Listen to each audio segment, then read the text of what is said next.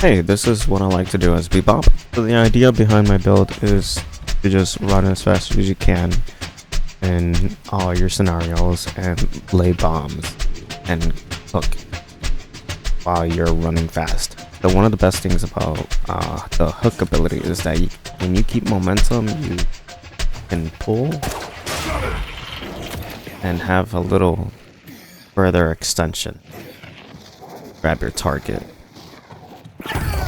Your arcane mastery will grow. So most of the time, I'm destroying the minion waves, taking my souls, and then on cooldown,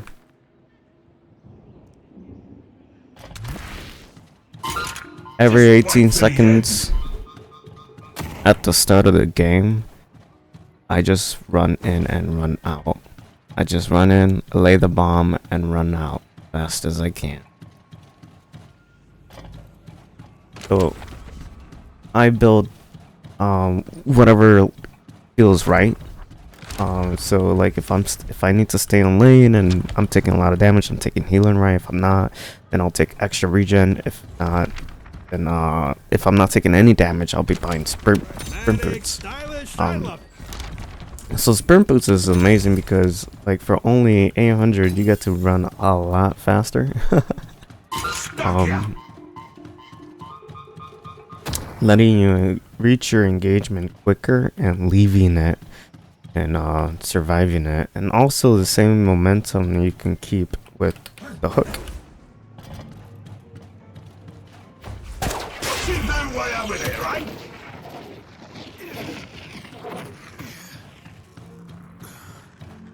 For me, like when you're leveling up these skills, what I like to do is that if I'm feeling confident and I want to lay more bombs down, I'll get the bomb.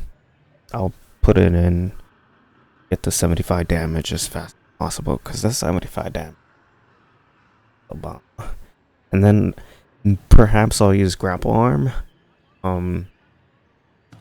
Just because, you know, grapple arm, you pull. And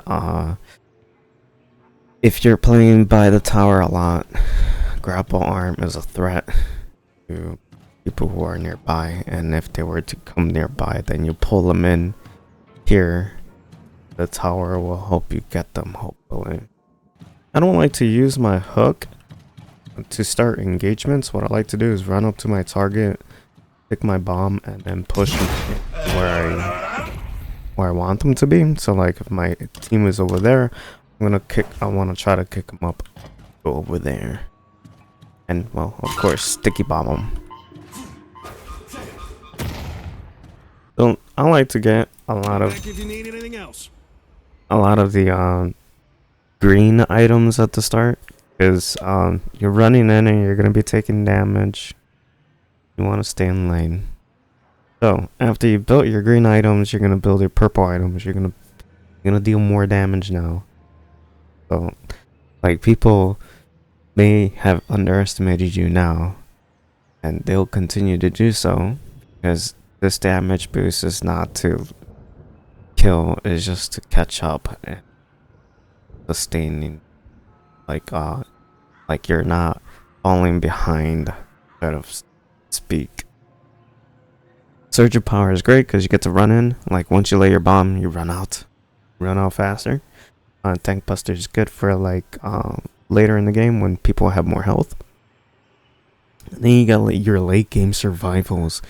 Your late game survivals, I like to build spirit resilience. If I see that the enemy team is building spirit, I get life strike because your Q gets, you get to proc life strike with your Q. Then it's my Q. Exploding uppercut on the 5th level, you get to restore 17% of your missing health. That is a nice chunk of health. Especially like if you're running away and you uppercut someone. It's very good. So you heal like maybe from 300 to like 500 per uppercut. With life strike. Then I get healing booster. That's with healing booster. I'm pretty sure that's with healing booster. Yeah. If the enemy team is like Dynamo, Wraith, Rem, characters that can phase out of the combat area, I don't like to build bomb bebop. I like to build gun bebop or punch bop. Those two are good by itself. So if I'm not feeling up for it, then I buy Fleetfoot. Fleetfoot, you get to like slide for longer, and there's no penalty when you're shooting. There's no walk penalty. That's all good. Then you got rapid rounds and ricochet.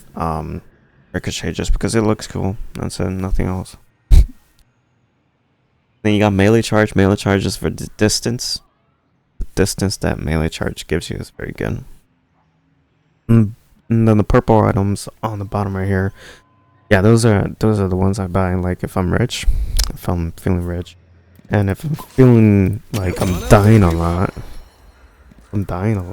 I'll buy witch mail.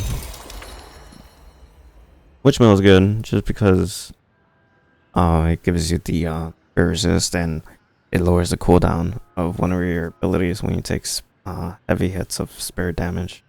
You're laying bombs during these fights. So you're like laying bomb after bomb after bomb after bomb. And you're uppercutting. So the idea is that you're laying these bombs and then you're uppercutting to stay in the fight because you're restoring 17% of your health. Missing health with uppercut.